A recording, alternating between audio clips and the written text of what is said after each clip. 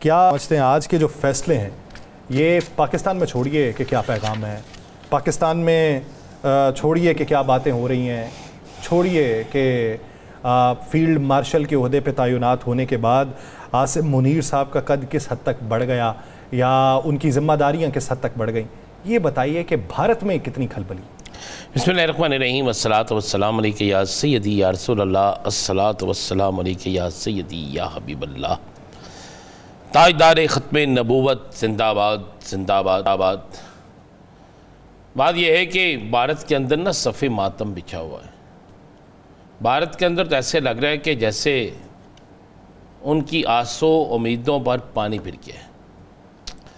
تمام بھارتی چینل لگا کے دیکھ لیں آپ، تمام بھارتی حکومت کے ذمہ داران کے بیان سن لیں، ان کو تو ایسے لگ رہا ہے کہ جیسے پتہ نہیں ہو کیا گیا ہے۔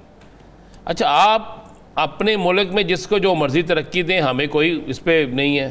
ہم تو کہتے ہیں کہ جو ان کے آرمی چیف ہے نا، ان کو بے شک 7 سٹار لگا دیں، ہمیں اس سے کوئی فرق نہیں پڑتا۔ تو ہمارے یہاں پر ہم نے ایک جنگ جیتی ہے، اور جیتی ہوئی جنگ کا انعام جو ہے وہ عوام کی محبت سے بھی ہے، اور اگر انعام وہ 5 سٹار کی صورت پہ ملتا ہے تو یاسر یہ ایک اعزاز کی بات ہے۔ اور یہ کانٹوں کی سیج ہے، یہ پھولوں کی سیج نہیں ہے۔ اس پہ دن رات آپ کو جاگنا پڑتا ہے، ہر وقت جنگی صورتحال میں تیار رہنا پڑتا ہے۔ آپ کو یہ نہیں کہنا پڑتا کہ کھانا ہے، آپ کو یہ نہیں کہنا پڑتا کہ جناب آؤ، آپ کو ہر وقت، آپ کو عید کے روز بھی کسی نہ کسی بارڈر پہ ہوتے ہیں۔ آپ ہر وقت، ہر تہوار آپ کا جو ہوتا ہے وہ کسی نہ کسی سرحد پہ گزرتا ہے اپنے جوانوں کے ساتھ، اور جب ملک کے دفاع کی باری آتی ہے تو پھر آپ گھر والوں کو یہ کہہ کے جاتے ہیں کہ شاید یہ آج ہماری آخری الوداعی ملاقات ہے، اور آپ جاتے ایک شہادت کے جذبے سے ہیں۔ تو یہ کانٹوں کی سیج ہے، یہ کوئی اتنا آسان نہیں ہے، یہ انعام نہیں ملا، بلکہ یہ ایک ایسی بڑی ذمہ داری ملی ہے کہ جس کے بعد جو چند لمحے آرام کے تھے وہ بھی ختم ہو گئے، جو چند لمحے سکون کے تھے وہ بھی ختم ہو گئے، بلکہ میں اسے کہوں گا کہ اب ایک لمبی ذمہ داری مل گئی ہے۔ اب بہت سے ایسی چیزیں ذمہ پڑ گئی ہیں کہ جس کا فیصلہ، جس کا میرٹ اور جس کو بہتر کرنا اب مزید ان کے لیے ہو گیا ہے۔ اور آج کی دیکھیں 2 بڑی خبریں ہیں یاسر۔ سب سے بڑی خبر یہ آرمی چیف صاحب والی، اس کے بعد دوسری بڑی خبر ہے عمران خان کی کہ آج عمران خان نے کہا ہے کہ ہم مذاکرات کے لیے تیار ہیں، ڈیل نہیں کریں گے۔ واضح کیا عمران خان نے ڈیل نہیں کریں گے۔ اچھا، یہ بات اگر آگے باہر کہتا محمد بوٹا، یہ بات آگے باہر کہتا فلاں، تو نہیں مانی جانی تھی۔ علیمہ خان صاحبہ نے بھی یہ بات کی، سلمان اکرم راجہ صاحب نے بھی یہ بات کی، بیرسٹر کوہر نے بھی یہ بات کی، اور انہوں نے کیا کہا کہ ہم فوج کے ساتھ اچھے تعلقات چاہتے ہیں، اس لیے کہ پاکستان کی مضبوطی اسی میں ہے، اس لیے کہ مکار دشمن کو جواب دینا ہے، اس لیے کہ پاکستان کا معاشی استحکام چاہنا ہے، اس لیے کہ پاکستان کی ترقی چاہنی ہے۔ اچھا، ایک لیڈر میں یہی بیان ہوتا ہے، وہ یہ نہیں کہتا، انہوں نے یہ نہیں کہا کہ مجھے لندن بھیج دیو، منو تسی یورپ بھیج دیو، منو تسی کسی ہسپتال بھیج دیو، منو پتے دی درد نکل آئیے تو منو فلاں کر دیو، منو فلاں کر نکلا فلاں کر دیو۔ عمران خان نے کہا ہے کہ مجھے وہ تمام چیزیں، وہ تمام تکلیفیں میں بھول جاتا ہوں، لیکن میرے لیے اس وطن سے آگے کچھ نہیں ہے، اور مضبوط فوج پاکستان کے معاشی استحکام کے لیے، پاکستان کی مضبوطی کے لیے ضروری۔ دیکھیں آج کا دن بڑا اہم دن تھا، اور آج سلمان اکرم راجہ صاحب نے باہر نکل کے جو بات کی، علیمہ صاحبہ نے جو گفتگو کی، اس کے بعد بہت سی چیزیں کلیئر ہو گئی ہیں۔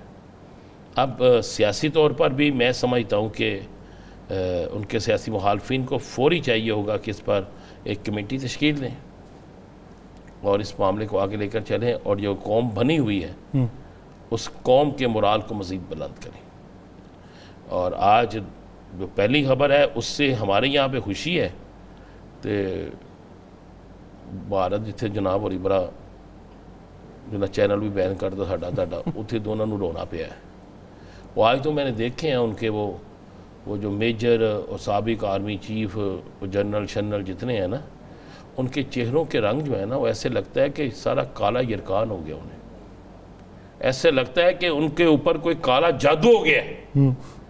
वो आज के मैंने ये जेन्युइन बात कह रहा हूँ। मैंने एक का सुना, वो कह रहा है जी हमारी हमसे नाराज हो गई है, और मैंने सोचा हाथ ना बनाई, नाराज ही होनी है ना। यहाँ पर एक जज्बा ईमानी है और वहाँ पे कुछ हो रहा है। देखिए आज हमने एक इवेंट किया हुआ था कि भारतीय जारहियत में मीडिया का किरदार, पाकिस्तानी मीडिया का किरदार, और आज सब ने ये बात की। और सलमान गनी साहब के एजाज़ में हमने तकरीब रखी हुई थी कि सलमान गनी साहब ने जो अवार्ड मिला उनको, अवार्ड तो बहुत से लोगों को मिले हैं लेकिन सच्ची मुच्ची दे घट लोगों को मिले हैं ना।